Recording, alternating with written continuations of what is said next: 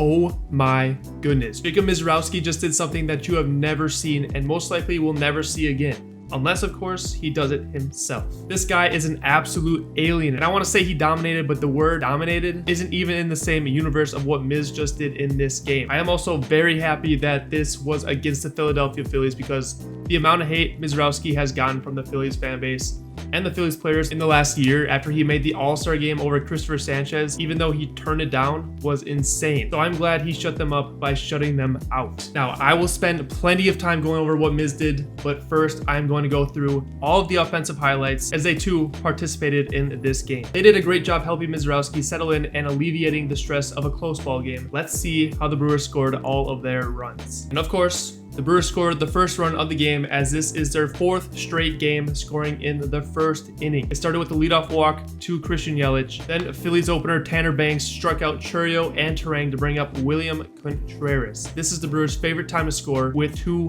outs. 2-2. Line towards right center. It's over his head and off the wall.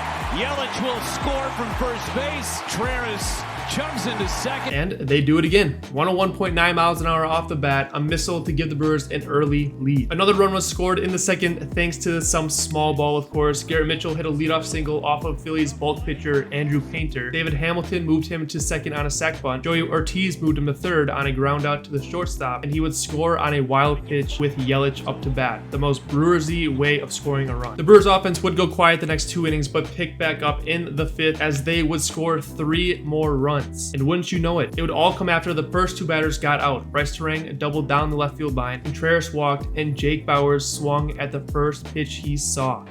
There's a drive into the gap in left center. Gonna get some here. That is up and gone. Get this man in the All-Star game. Bauers has been incredible this whole season. There is no chance he doesn't make it. Vote for Jake Bauers. Their final run would come in the 6th inning with 2 outs, of course. Hamilton would ground out. Joey Ortiz got a single. Yelich would fly out. Then with Jackson Chourio up to bat, Ortiz would steal second, and Chourio did the rest.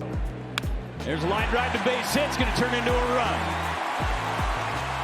A great job by Chourio, cashing in with a runner in scoring position. That would be the 6th and final run scored by the Brewers. Now, for the moment you've all been waiting for, Jacob Misiorowski. I don't even know where to begin with his performance, so I guess we'll just start in the 1st inning. Kyle Schwarber would be the first batter he faced, and he saw nothing but straight heat. And right in there for us. Get off. 104 miles an hour on the first 4 pitches of the game, then gets him on 105. Okay, 104.5 to be exact for all you nerds out there, which is the fastest pitch ever recorded by a starting pitcher. He would proceed to do the same thing to the next 2 hitters. 1 cutter was thrown to Trey Turner and 1 curveball was thrown to Bryce Harper. Other than that, it was straight fastballs. 7 pitches at 104, 1 at 105, no fastball, went under 102 miles an hour in the 1st inning. Now, I'm not going to go through each inning as that would take forever, so I am just going to show you every strikeout Jacob Misiorowski had in this game. It might take a minute to get through them, but it's worth the watch. Got him. Got him. Behind him, having one. My T-Mobile is gonna. Got him. 2. And 2. Got him. Swing. 2-2. Cut. Does it. And got him. He's done it. He would finish the game by striking out his 15th batter on only his 95th pitch.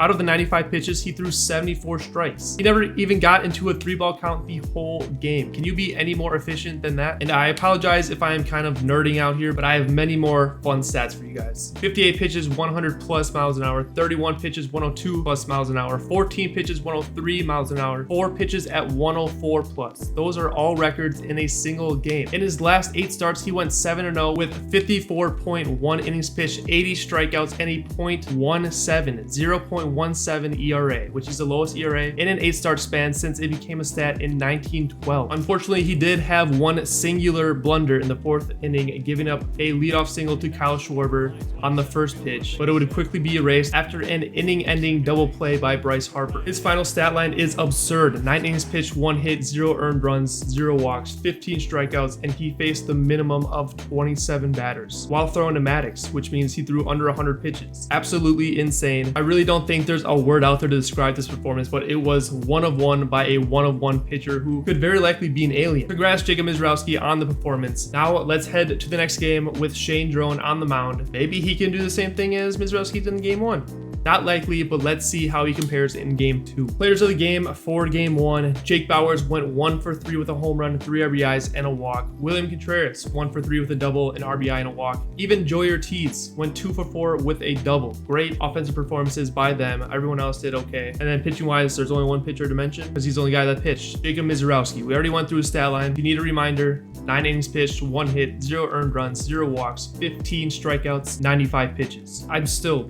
I don't know. I don't know what I just witnessed. Does anyone know? Does anyone really know how good this performance was? It's crazy to even think about. Anyways, let's go to game number 2. Obviously, it's hard to replicate and or do better than what Misiorowski did in game 1. And even though Shane Drone didn't do anything close to that, he still had a solid start. Unfortunately, somebody in the bullpen who will be named later did not have a great out. The offense, however, started off slow but tried to keep themselves in the game. Let's talk about it. Shane Drone pitched a great first inning but had a little bad luck in the second inning after Edmundo Sosa somehow hit this pitch. Pitch my game. Sosa goes to right. Back is Frelick. Sosa. That pitch, which was clearly a ball, somehow got hit over the fence by Sosa. Just, I guess, a great swing by him. We'll put it that way. Just a little bad luck for Drone. But the Phillies would put up 2 more in the top of the 4th inning after a bloop single by Brandon Marsh, Bryson Stott, and JT Realmuto did their best Brewers impression with 2 outs. 3-2 pitch. Hit down the right field line. That's going to be a fair ball. Going to be a run for Philadelphia. And a base hit to right. And he's got a great arm. Here's the throw home. And Stott scores. A misplaced pitch to Stott and a great piece of hitting by Realmuto gave the Phillies a 3-0 lead. The Brewers would finally score as they answered right back in the bottom of the 4th inning, starting with a leadoff single by William Contreras. Bauers would strike out and Garrett Mitchell would get a hold of one. 2-runner goes. Swinging a fly ball to center. He's staring. It's gone. His 4th home run of the season got the Brewers within 1. By the way, that's my boy. I'm a big Mitchell fan, and the Brewers will not and should not trade him. Please. Anyways, in the next inning, Jackson Chourio would tie this game up. Chourio, center field.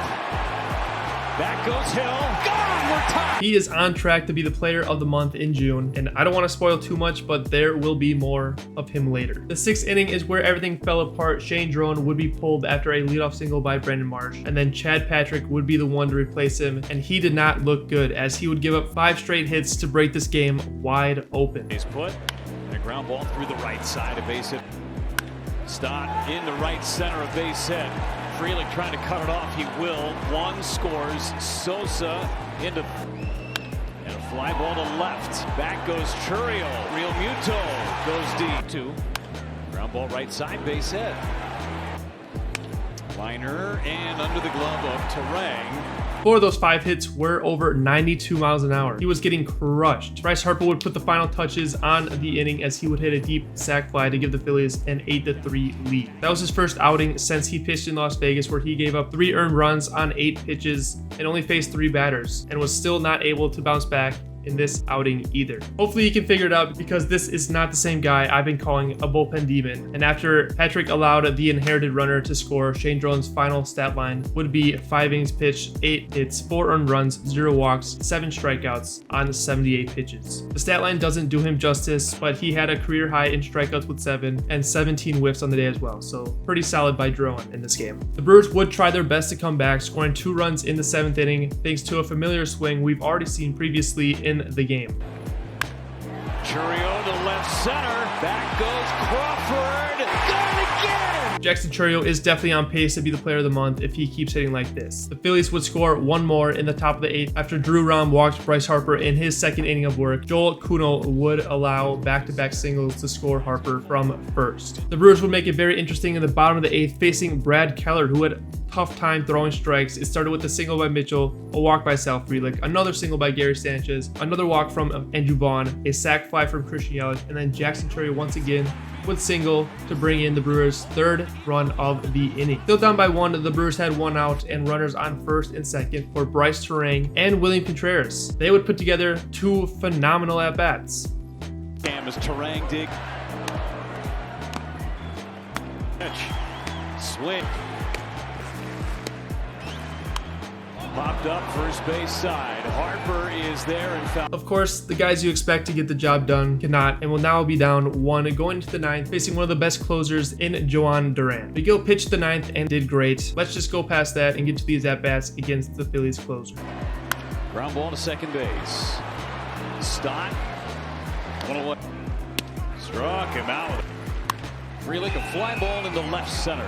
Marsh is there. Well, it didn't look like we stood a chance against Duran, to be honest. Not the way you want to follow up game 1, but you can't win them all. It's hard to give up 17 hits and keep them from scoring. Not a great performance from the pitch in this game, unfortunately. Brewers will now have to go against the Brewers fan favorite Christopher Sanchez in a rubber match. For context, Phillies and Brewers fans have created this pitching rivalry between Miz and Sanchez after Miz got selected for the All-Star game over Sanchez. There were rumors that Sanchez turned down the invitation, but it's all dust in the wind. There was also some debate on who should have won Pitcher of the Month in May. It obviously went to Sanchez because he was also dominant, but Miz showed what he can do. Let's see if Sanchez can rebuttal. The Brewers will have Kyle Harrison on the mound, looking for some redemption after his abysmal start in Las Vegas. Players of the game for Game 2, Jackson Chourio went 4 for 5 with 2 home runs and 4 RBIs. William Contreras went 3 for 5. All singles, but 3 for 5 nonetheless. Garrett Mitchell went 2 for 5, a home run, 2 RBIs. And then Christian Yelich went 1 for 3 with an RBI and a walk. Pitching wise, there's nobody.